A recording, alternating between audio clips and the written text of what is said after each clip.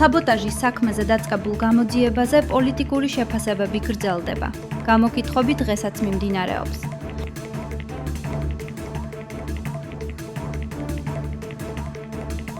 აქციების დაფინანსება იმ ქვეყანაში, სადაც დიქტატურა მყარდება, სადაც ადამიანები აქციის მონაწილეები არიან გამეტებულები სასიკვდილოდ და არც ერთი მათზე მოძალადე არ არის იდენტიფიცირებულიც კი, დასჯილი კი არა, იდენტიფიცირებულიც კი, არის ყველა არასოდეს ორგანიზაციის კი არა, ყველა ორგანიზაციის და ადამიანის მოვალეობა ქრისტიანულიც, მორალურიც, სამართლებრივიც და პოლიტიკურიც. რაც შეეხება არასოდეს ორგანიზაციები მათ შორის დეკლარირებულად ძალიან ხიად ამბობენ ხოლმე, რომ არიან ხოლმე სხვადასხვა საპროტესტო აქციების ორგანიზატორები, ამას არაფერი ცუდი როგორ შეიძლება იყოს, არ ვიცი, აქციაში ცუდი რა არის. სურპრიზია არაფერია სამწუხაროდ, ხო? ანუ ოცნებას აქვს მიზანმიმართული პოლიტიკა არასამთავრობო ორგანიზაციების წინააღმდეგ. და ამიტომ გვჭირდება ჩვენ ოცნების ჩამოშორება ხელისუფლებიდან, რომ მათ ამის საშუალება არ მივცეთ და ამ ქვეყანაში დავაბრუნოთ ისეთი დემოკრატიული ინსტიტუტები და ზოგადად დემოკრატიული გარემო, სადაც ყველა არასამთავრობო ორგანიზაცია კანონის პარალელში ბოლომდე თავისუფლად და შეუზღუდავად განახორციელებს საკუთარ საქმიანობას. აღარ არსებობს ეს ცნებები არასამთავრობო ორგანიზაცია ასე შემდეგ. ჩვენ გვაქვს ახლა ერთი მოძალადე დაჯგუფება, რომელიც სხვადასხვა ორგანიზაციული სტრუქტურული გამოვლინებები აქვს საერთო ჯამში. ნაციონალური მოძრაობა და პარტიული სტრუქტურები და სხვა ასეთი სტრუქტურები.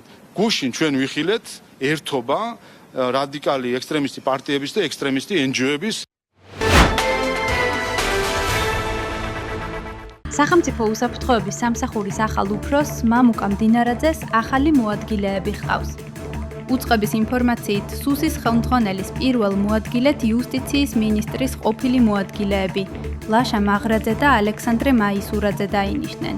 ასევე ქვემო ქართლში სახელმწიფო რწმუნებული ლევან ხარაბაძე და სუსის სახელმწიფო უსაფრთხოების დეპარტამენტის დირექტორი თამაზ ბორაშვილი დაინიშნენ. მდინარაძის დანიშნა სახელმწიფო უსაფრთხოების სამსახურის ხელმძღვანელად არის ძალიან მნიშვნელოვანი.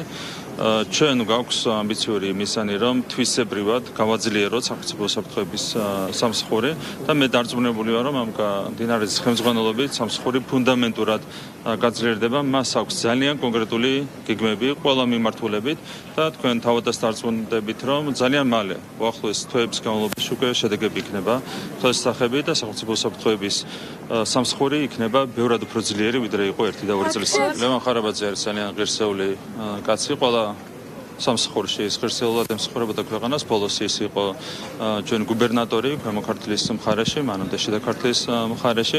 ის არის ძალიან ღირსეული კაცი, რაც შეეხება ნაცებს, ნაცები მოიგითხეთ თქვენსკენ მოგროდულად თქვენი ტელევიზიის. პოლიციელი იყო, რა თქმა უნდა, ისე როგორც 25,000 კაცი. ამ 25,000 კაციდან 20,000-ზე მეტი იყო ღირსეული ადამიანი და ლევანი არის ღირსეული კაცი.